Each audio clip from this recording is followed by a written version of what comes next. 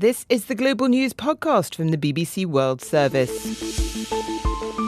I'm Electra Naismith, and at 1300 GMT on Monday the 12th of August, these are our main stories. Hong Kong International Airport cancels all flights as police prepare to clear thousands of protesters occupying the terminal.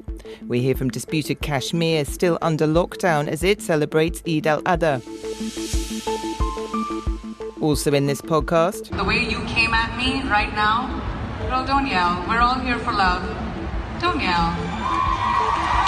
Don't embarrass yourself. Priyanka Chopra defends herself against accusations she's a warmonger, and Welsh police warn people against mocking a wanted man's hairstyle. But we start at Hong Kong International Airport, where all flights have been cancelled for the day after thousands of protesters occupied the terminal. Our correspondent Stephen McDonnell is at the airport and spoke to us shortly before we recorded this podcast. There are still thousands of protesters sitting down on the floor in the arrivals hall at Hong Kong Airport. Now, it's not that the police have cleared the others who were here. I mean, there would now be, I'd say, a quarter of the size of the crowd as there was earlier. It's that word came through that the police were threatening to arrest them, to conduct mass arrests, and there was something of an exodus. We saw them pouring out of the terminal and walking towards the city. One of the reasons why people would not want to be detained here today is that we've had fresh threats from the central government that the movement here, I suppose, generally has, quote, sown the seeds of terrorism, unquote. Now, you can imagine if people were to be picked up on terrorism charges, that could mean having no lawyer for quite some time. It could mean being held in detention for extended periods without trial. And for these many young students, the rest of their life in front of them, they may not want to necessarily face that prospect. However, the remarkable thing has been that despite those threats, that there are many thousands still here. They're sitting on the ground and chanting pro-democracy slogans, criticising the government, criticising the police. And while there are no outgoing flights, those flights which were inbound are now being allowed to land again, and the passengers are coming through and to the sound of these chants as they arrive in Hong Kong, and they know firsthand straight away that this is a place in the midst of a political crisis. Stephen, what are people saying to you? What's the mood now amongst the protesters? Well, they've changed their strategy. You know, it was one a couple of weeks ago of they were taking it up to the authorities in pitched battles. Now there have been hundreds of arrests. The police said today in recent months 700 arrests, in fact. And so their strategy is much more of a hit-and-run strategy. So while they're here now, if the police did turn up and start threatening people, they'd go quickly, because they want to be able to live to protest another day, if you like, and it is making it tough for the authorities to take the wind out of this movement, which just keeps going. Indian-administered Kashmir has now been under an unprecedented lockdown for a week after India revoked its special constitutional status, which dated back decades. But as the region celebrates the Muslim festival of Eid al-Adha, media reports in Delhi speak of an ease in restrictions to allow movement for worshippers. In the city's main city, Srinagar, there's still no internet or functioning telecommunications.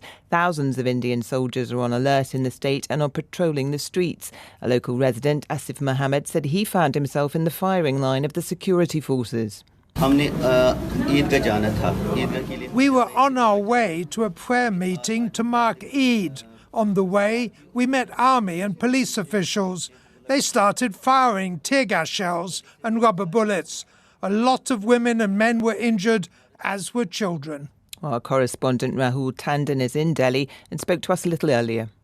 I've just come from a briefing by the Indian Foreign Secretary Vijay Gokhale, where he basically said that the majority of the mosques in Indian-administered Kashmir had been open since the early morning and that people had been able to go and pray on Eid. But the pictures that we're seeing coming in from Indian-administered Kashmir, and that there are photos of people going to local mosques, show deserted streets. They show that some of the largest mosques in the area have remained closed today, and that lockdown has really been in place in much of the area. And I think the question that the Indian government is still not able to answer, and was a question that was put to the Foreign Secretary at the briefing a short while ago, was how long is this lockdown going to take in place? You know, we're on day 7 now. It's a week since the announcement was made by the Home Secretary Amit Shah that the constitutional status of Indian-administered Kashmir was going to change. The only response that we've had from the Foreign Secretary so far is that there are miscreants who are trying to cause trouble in the area,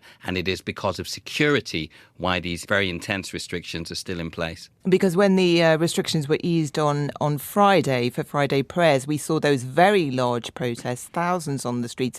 I suppose that's the dilemma the Indian government has. What can they do about that? What do they plan to do about that? There's no clear indication, really, because I think you raise a very valid point there. The longer that you keep people under some sort of lock and key, under a lockdown, that level of frustration will grow. Now, what the Indian government is trying to get across is that they believe that Article 370, which gave this region autonomy, hasn't worked at all, and that they believe that the new strategy is in the interests of the people. The difficulty for us and other news organizations is we finding it very difficult to hear from those people to find out if they actually hold the same views that the Indian government says they claim to hold. Rahul Tandon in Delhi. Well, Kashmir is also in the news for another reason today because of an altercation involving the Indian actress Priyanka Chopra. Back in February, the Bollywood star, who's now based in the US, tweeted "Victory to India, #Indian Armed Forces." That was also a time of soaring tension between India and Pakistan. India had just carried out an airstrike in Pakistani territory and what it said was a terrorist training camp in Pakistan-administered Kashmir. Chopra was confronted by a Pakistani audience member at a cosmetics event in Los Angeles at the weekend. Ellie Costello told me the story. Hi, Electra. So, as you say, this weekend, Priyanka Chopra was at the BeautyCon event in LA, along with lots of other celebrities and influencers. And she was taking part in a question-answer session. And she started by talking about humanity and sisterhood and how we should all be kind to one another. The microphone was then passed to a young woman who has named herself on Twitter as Aisha Malik. And she said that it was hard to hear the Bollywood actress talk about humanity because, as her neighbour, as a Pakistani, she thinks that Priyanka Chopra is a hypocrite. In that, she was referring to Priyanka's role as a UN ambassador for peace. So let's hear some of that exchange now. You're encouraging nuclear war against Pakistan. There's no winner in this. As a Pakistani, millions of people like me have supported you in your business. I hear you. Whenever you're done venting. Got it? Done?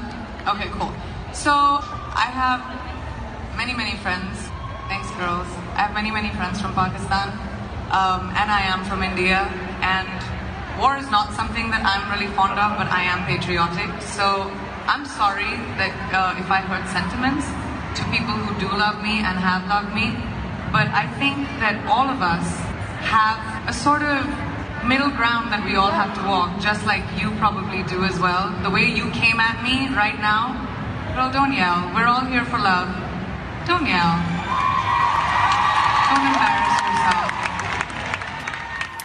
Well, that all sounded a bit tense. So what's the reaction been like, Ellie? Well, as you can imagine, the tweet itself got a lot of backlash at the time. So the video of this altercation has been viewed almost 2 million times. And it sparked a huge Twitter debate in both India and Pakistan over the way that Priyanka handled herself. Indians are applauding her calm, graceful response. But Pakistanis say that she belittled Aisha, asking if she'd finished ranting, telling her not to yell. Aisha herself has tweeted, actually, and this too has gone viral. "Hi, I'm the girl that yelled at Priyanka Chopra. She gaslit me and turned the narrative around on me being the bad guy. As a UN ambassador, that was so irresponsible." And Priyanka Chopra at this time has said nothing. People of South Asian origin have been living in the Caribbean for more than 180 years. But Chandani Persaud, founder of Indo-Caribbean London, says their contribution to the West Indies is overlooked and they're often excluded by the Asian community. Fearing that young British Indo-Caribbeans are turning away from their culture, she's single-handedly organising the UK's first Indo-Caribbean festival, as the BBC's Nalini Sivathasan reports. What's the formation here? Bollywood dance class with a Caribbean twist. Shannon Balram is one of the dancers preparing to perform at Indo-Caribbean Festival. People think Caribbean and always think black. They don't think there are Indian people. And you'll see nights out for kind of Afro beats and Latin music, that kind of thing, and Bollywood music. But people don't know about chutney music. Chutney, like the food, is a mix. Caribbean music like soca and calypso infused with Indian words and melodies. It's very spicy, it's very fiery, it's very fast, and it's great fun. That's the festival's organiser, Chandani Prasad. But behind the laughs and smiles, she's worried. I feel at the moment the culture, the Indo-Caribbean culture in this country is at a tipping point where if we don't start promoting our culture, especially to our younger generation, we're going to lose our culture. She says that although most Indo-Caribbeans are ethnically Indian, younger people think it's cooler to identify with Caribbean culture. But Chandani says she's been shaped by her Indian heritage.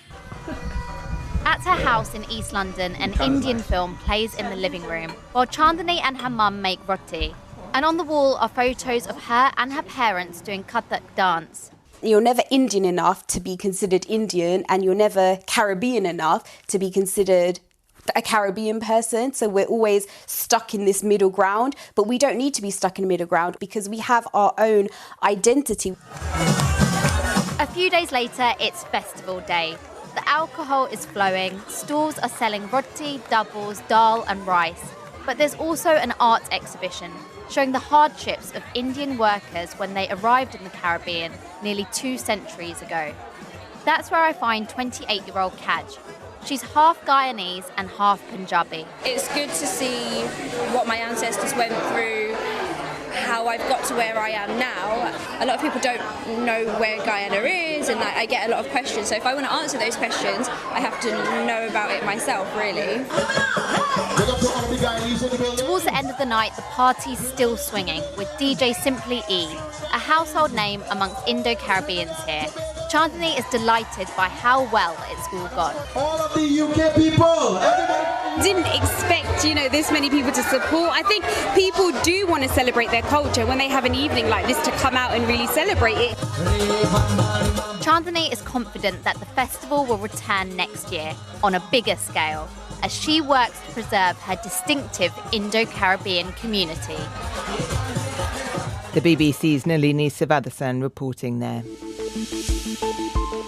Still to come in this podcast. It's been the home of 20th Century Fox UK since 1938. What is presently proposed is grossly oversized, and architecturally it doesn't relate to the character, appearance and significance of this part of the conservation area. The landmark building under threat in the heart of London. Archaeologists working on an excavation at Mount Zion in Jerusalem have unearthed what's being described as evidence of the Babylonian conquest of the city. The find includes fragments of gold and silver jewellery as well as Iron Age artefacts such as lamps and pots. Dr. Shimon Gibson is co-director of the Mount Zion excavation project in Jerusalem. He gave more details to the BBC's Carney Sharp. I've just got back actually from the season of excavations in Jerusalem. It was very exciting. And during the course of the excavations, we came across a layer of ashes with broken bits of pottery and some arrowheads and a very nice piece of jewelry, totally unexpected. And when we pieced everything together and looked at it, it clearly had to have belonged to the siege of Jerusalem by Nebuchadnezzar in 586 or 587 BC. And so this was something which we weren't expecting. We're digging all sorts of remains from different periods, and suddenly this came to light. So it was very exciting. And do you know who it might have belonged to? The piece of jewelry itself clearly indicates that the person who owned it was part of the elite of Jerusalem in the 6th century BC. It's very difficult to know whether it belonged to a woman or to a man because It could have been part of a tassel or something like that, and part of a shawl. And of course, both men and women at that time, especially those who were rich, would have had these kind of sort of garments. But what's important is that we can relate it to the siege of Nebuchadnezzar that is referred to in the second book of Kings, chapter 25. And it says that the city was besieged and there was a terrible famine in the city, and that the Babylonians, when they broke through the walls, they wrought a terrible destruction, which eventually led to the exile of all of the inhabitants to Babylon. Why is this so important? Is it because some people don't believe the Bible to be a historical text and think of it as stories only? I think many people have cast aspersions on the veracity of the biblical text, but there's no doubt about it that when it comes to basic stories which are in the Old Testament, such as the siege of Jerusalem in the 6th century, these are based on historical episodes. To find this evidence of destruction from the 6th century BC and to link it into that biblical text is a very exciting moment. Dr. Shimon Gibson talking to Connie Sharp. Now, every big city has to try to marry the needs of development with the preservation of the historic, and London is no exception. An iconic building in Soho, in the heart of central London, is facing possible demolition. The 20th Century Fox building has stood as the studio's UK headquarters since it was built in the 1930s, but it could soon be torn down, as Farhana Dawood reports.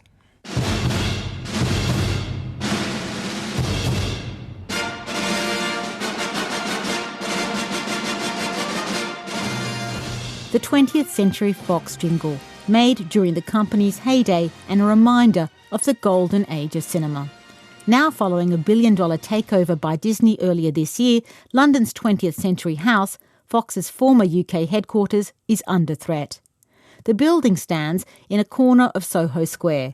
It was built in 1937 and opened a year later in a ceremony attended by screen and music hall legend Gracie Fields. You want one of you and on top? I think I'm going to top of the bill.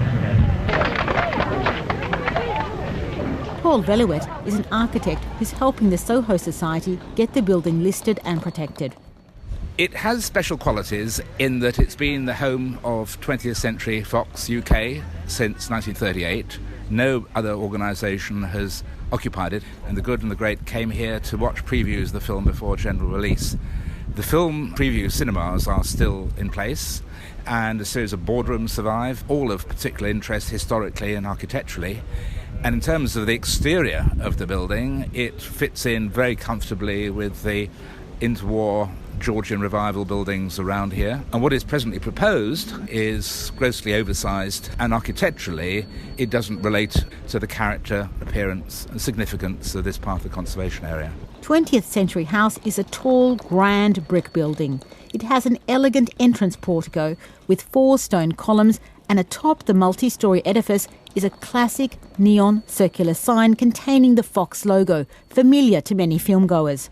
Soho has a strong connection with the media and arts. Many people feel that link is part of the area's attraction, and there's a fear that some of the developments in recent years have caused an erosion of the area's uniqueness. In Soho Square, no one I spoke to was in favour of the proposed demolition. It's a classic building in Soho Square, and it's really sad that they'd consider, is it going to be foreign investment or be whoever pays the highest, and that's not what it should be about really. It's about preserving something that's kind of at the heart of Soho, which is film, the film industry. It's just a shame really. Everywhere in Soho, especially like this little square complements each other, so the glass building will just look very odd. I guess Soho back in the days used to be more of kind of like a cultural place where people were more unique and like you could express yourself, whereas now it's becoming more corporate in that sort of sense, and yeah, it's kind of losing its heritage. I wouldn't like for it to, be something completely different and like them just make it some modern building. The freeholder of the site, Royal London, declined to be interviewed but issued a statement which said the development would bring significant long-term benefits to Soho, including the creation of a new landscape public space and walking route. Royal London understands there is a significant interest in the development and is engaging with the local community to ensure the proposal is of the highest architectural quality and sits comfortably with its surroundings, including Soho Square. Westminster Council will make a decision on the proposal in the coming weeks. Farhana Dawud there. To South Africa now, where a 20-year-old rare western black rhino who was blinded after a territorial dispute with another rhino has been given a new lease of life in the Eastern Cape. So how did rangers realise there was a problem? The conservationist Brett Barlow has been talking to my colleague James Copnell. The reserve where he was on, they saw him walking around in circles. So they didn't know what was happening. So they immobilised him to look, and then they found out that he was blind. And they worked out that he was walking around in circles because he probably went blind in his left eye first. That's why he was walking in clockwise circles. And then a couple of months later, his right eye would have also gone blind. Do we know how? Is it just a natural thing or involved in a fight of some sort? It's like a boxer, one punch too many. And he had one detached retina. And the eye is quite an amazing thing. With the swelling, normally with the retina, when it detaches on the one side, the other side has almost like a sympathetic swelling, and it detaches as well. It's a pretty common occurrence in this case. And presumably he left to fend for himself. Well, he wouldn't have fended for very long. He would have been eaten by lions by now. Apparently there were lions when they found him, and lions are very opportunistic. They pick up any weakness straight away. So what did you do? They put him in a holding boma while they were trying to assess, first of all, if it was a disease, but then they had an ophthalmic veterinary surgeon who examined him who said it was the detached retinas. So they were unsure what to do, and I said, look, please, guys, we can't waste them. Every single rhino matters. So we started on a process which took us 7 months to give him to our care, and we've now built a facility for him. We've moved him to the new facility, and he's settling in wonderfully. A facility for a blind rhino. You might have to describe a little bit what that looks like. Because he'd been in one design for 7 months, I did a mirror image of that design, so he knows, orientated the right way direction-wise. So he knew if I took 3 steps this way, my door's there, 7 steps, my food's there, 2 steps to the right, my water's there. So I did a mirror image of that. And then we've built on an outside section now, almost like a big paddock, which will gradually increase. And as I said, he walks in clockwise circles. So I've done it almost like a wagon wheel, 2 spokes of a wagon wheel, going out from a V to his door, and with the right-hand side coming against his door. So I'm thinking, if he walks and he goes in a clockwise circle, he'll come across clockwise, he will hit the barrier, and he can follow that in back to his water and his food. Is he happy in this new life, do you think? He has adjusted so well. The only thing he doesn't really like is total quiet. When it's very quiet, I think he gets a little bit nervous and sudden noises startle him. So what we do is we actually play radio stations for him. So he has a radio on in his boma 24 hours a day. Is he going to be listening to this interview? He will probably be listening to this interview if I could find it on my channel, but I'll definitely play it to him. But he likes to have some sort of, almost like I call it his white noise. He likes to have some background music. It keeps him calm. There will be people who say, well, look, why don't you just let nature take his course, let him carry on in the wild and just see what happens? You argue strongly against that, I guess. I'm very against that. I firmly believe every rhino matters. We've got to save rhino one animal at a time. This bull, he was the biggest bull on the reserve. He was the best genetics. I'll try get a female for him, and he'll carry on breeding and procreating, and his genes will be spreading. Conservationist Brett Barlow. Welsh police here in Britain are warning social media users not to mock the eye-catching hairstyle of a wanted criminal, or they may face prosecution for harassment.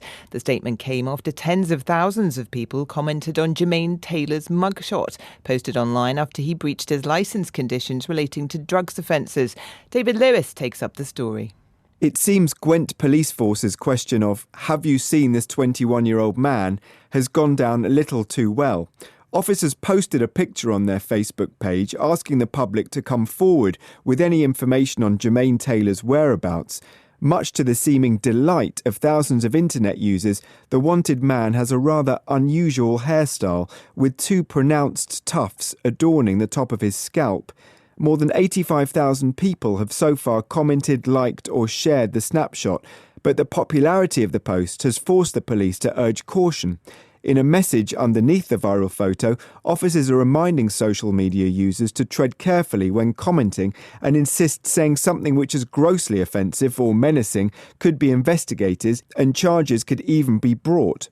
For possible legal reasons, I can't share too many of the comments. Some replies have been mocking, others sarcastic. The top-rated reply, with more than 7,000 likes, simply reads, "He was last seen in town. Police are combing the area." The hunt for Mr. Taylor continues. That report from David Lewis. And that's all from us for now, but there'll be an updated version of the Global News podcast later. If you want to comment on this edition or the topics covered in it, you can send us an email. The address is globalpodcast@bbc.co.uk. I'm Electra Naismith. Until next time, goodbye.